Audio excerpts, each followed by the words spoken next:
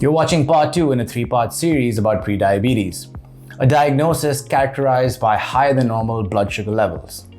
With prediabetes, the body is struggling to maintain blood sugar levels within a healthy range and has not yet developed into full-blown type 2 diabetes.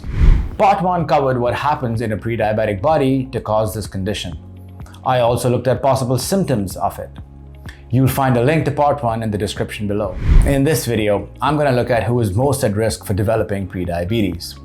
Watch to find out if you fall into any of these categories, and stay tuned for part 3 where I cover how to manage, reverse, and prevent prediabetes.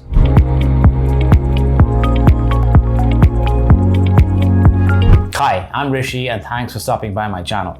I'm a practicing nutritionist with a background in human physiology and nutritional sciences. I take a holistic and scientific approach to all aspects of health and wellness. I practice functional medicine and use food and lifestyle interventions to manipulate hormones in order to optimize one's nutrition, promote longevity, and healthy aging. So if you want to hack your health span and be the best version of yourself, be sure to subscribe and hit that bell icon so you don't miss anything. It can be difficult to tell if one has developed prediabetes unless it is medically diagnosed. For diagnosing prediabetes, a great marker to check is your hemoglobin A1C.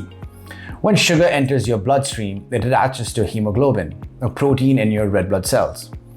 Everyone has some sugar attached to their hemoglobin, but people with higher blood sugar levels have more.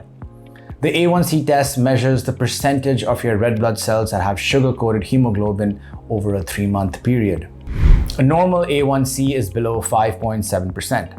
A level of 5.7 to 6.4% indicates prediabetes, and a level of 6.5% or more indicates diabetes.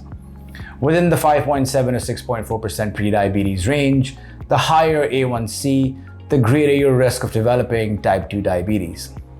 However, one can always be on the lookout for certain risk factors which make an individual more prone to prediabetes.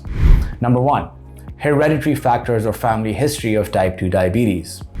Individuals who have an existing family history of type 2 diabetes are always at a greater risk of developing prediabetes.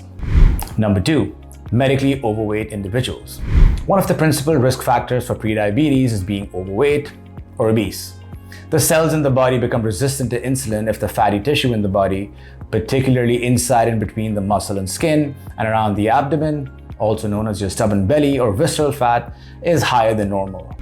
Moreover, those diagnosed with high cholesterol or high triglycerides, high LDL, and low HDL are equally at risk. Number 3, sedentary lifestyle. Not being active enough through the day or not getting the required amount of daily exercise increases the risk of prediabetes. This is because you don't use your muscles as much as you would like to. Your muscles are your body's largest glucose sink, and they are the reasons you stay insulin sensitive or insulin resistant. Number 4, poor sleeping patterns. On average, an adult needs between 7 to 9 hours of good quality, uninterrupted sleep every night. Frequently compromising on sleep wreaks havoc on the body's circadian rhythm, increasing the chances of sleep disorders such as insomnia, sleep apnea, or narcolepsy over a period of time, thus posing a greater risk of developing prediabetes. Number 5, unhealthy eating habits. A heavy intake of foods such as processed meats, refined foods and grains, refined sugars, sweets, sugar-laden beverages high in high fructose corn syrup, coupled with a lack of whole fruits, vegetables, nuts, and whole grains can put a person at a higher risk of developing prediabetes. Number 6, metabolic syndrome. The occurrence of certain health conditions, a combination of which can trigger prediabetes, is known as metabolic syndrome. For instance, an individual developing 3 or more of the following conditions is at a greater risk of prediabetes. 1, high blood pressure. 2, high blood sugar levels. 3, a large waist size. 4, high triglycerides. And 5, comparatively low levels of HDL or the good cholesterol. Number 7, frequent smokers. Individuals who smoke frequently are at a greater risk for developing prediabetes. Smoking incessantly can cause further health complications that might arise from diabetes. Number 8, medication. Individuals on certain steroids, HIV medication, autoimmune medication, or antipsychotics are more likely to be diagnosed with prediabetes. Number 9, gestational diabetes. If an expectant mother develops diabetes or gives birth to a child weighing more than 9 pounds, the mother and the child are more likely to develop prediabetes. Number 10, advancing age. Those over the age of 45 are more susceptible to developing prediabetes, especially individuals with existing cardiovascular issues or hypertension. Thanks for watching this video. Be sure to watch part 3 to understand how to reverse prediabetes and even prevent it from happening to you.